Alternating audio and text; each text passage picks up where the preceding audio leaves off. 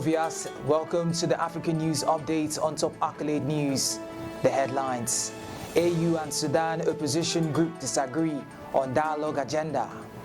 US Embassy condemns arrest of 90 peaceful protesters in Uganda. Childhood hepatitis B risk high despite vaccine in Uganda. Suspected killer wife and lover in dock after husband's murder.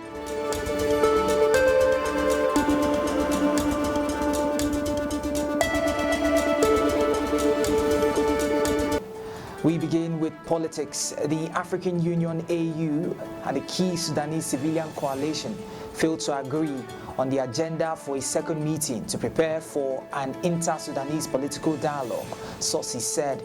The AU hosted a consultative meeting with the Democratic Civil Forces Coordination in Addis Ababa, but the two sides did not reach a consensus on the format and participants for the second preparatory meeting. Tagadoum boycotted the first preparatory meeting held earlier in July, citing concerns over the possible involvement of the former ruling National Congress Party (NCP) of ousted President Omar al-Bashir. Sources close to the discussions told Sudan Tribune that Tagadoum's reservations remain and the group may continue its boycott if the AU does not address its concerns. Ambassador Nuruddin Sati, coordinator of the preparatory process, said the second meeting has not yet been scheduled, but it is expected to take place in the coming weeks. He confirmed that the participants in the first meeting did not oppose Tagadoum's participation. However, Sudan Tribune learns that AU high-level panel members held informal meetings last week with an NCP leader in Addis Ababa to discuss the party's potential involvement in the dialogue process. Still in politics, the United States Embassy in Uganda has condemned the arrest of peaceful protesters in Uganda. In a statement, the embassy said the freedoms of expression and peaceful assembly are fundamental to democracy. It also lauded the media for ensuring the masses stayed informed throughout the protests. The embassy insisted that all arrested during the Tuesday protests have a right to fair hearing under the Uganda Constitution. The statement comes a day after President Yoweri Museveni said that the planners wanted to harm the citizens of Uganda during the protests. According to Museveni, the demonstration had bad elements, which included being funded by foreign sources that are allegedly meddling in internal affairs of Africa. He warned that those involved should know that Uganda is not a neo-colony where those shallow schemes can be deployed. In health news, public health officials in Uganda have acknowledged persistent challenges in achieving optimal immunization coverage for newborns despite the introduction of the hepatitis B HBV birth dose vaccine in 2023. A major obstacle is the high number of births occurring outside of health facilities.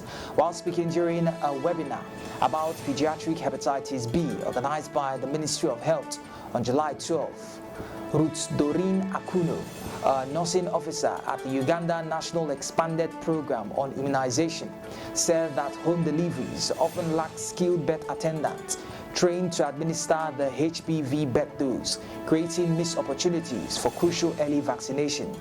The World Health Organization (WHO) recommends routine hepatitis B vaccination for all infants, beginning with hepatitis B birth dose vaccine within 24 hours of birth, followed by 2 or 3 additional doses within the first year of life. In 2023, an estimated 1,250 Ugandans died of the disease, and around 6% of Uganda's population remains chronically infected. Akuno said that the Ministry of Health has acknowledged the need for a more robust approach and hinted at the development of a national strategy and the plan updated treatment, the guidelines that are soon to be implemented. In crime, the pre-trial for a primary school teacher accused with her lover of killing her husband, an Ntekwani firefighter, has been adjourned again to August. Richard Jubilani was shot and killed by assailants at his Lugani home just outside Pinetown in April 2022. His wife, 50-year-old Gugu Mchunu is alleged to have enlisted the assailant, allegedly with the help of her lover and co-accused 30-year-old Lindani Fugulu. The state in the matter alleges that the two acted in common purpose, adding that it should be a conviction of the murder. They faced a minimum sentence of life imprisonment. The pair, out on bail on appeal after having been found previously refused in the Pinter Magistrate Court, appeared in the Durban High Court. The state in the matter indicated that it was ready to go to trial. However, details relating to the pre-trial regarding things that Fungula was disputing needed to be ironed out to finalize the pre-trial. You're watching the African News Updates on Top Accolade News. Do stay with us. Still to come.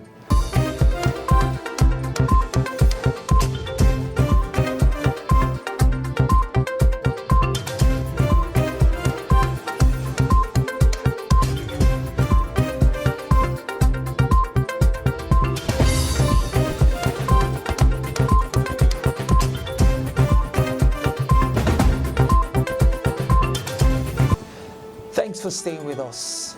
In business, French major Total Energies announced the sale of its stake in 18 oil mining license OMLs in Nigeria, the majority of which are onshore, to Mauritius-based company Chapel Energies this month.